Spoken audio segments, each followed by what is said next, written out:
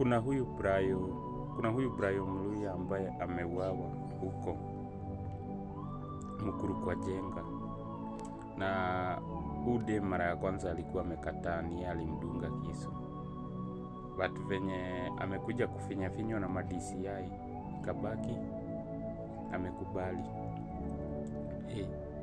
Manze cheating, na ude alikuwa ameshikwa na history ya kucheat, kwa sababu Brayo alikuwa amekuta condom kwa nyumba zenye zimetumika.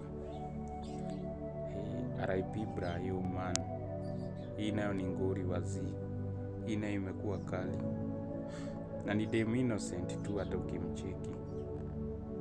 Sasa hii story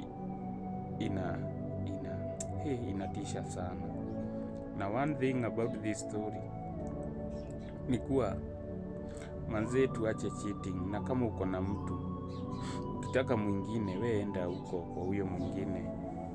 Acha stori za kuchezea watu, uko na huyu uko na yule kucheat. Kuna dem mwingine nimeona juzi tu picha, amekatwa kichwa, alikutwa akikula na wenzake place, kichwa ikakatwa juu tu ameshikwa akicheat. Wasee, cheating ni mbaya, place imetufikisha.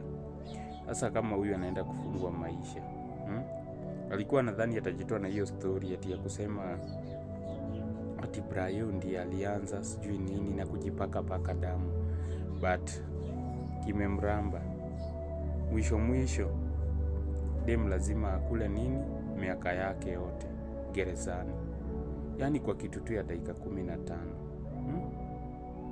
Ukiingia kwa toxic relationship manze, jitoe.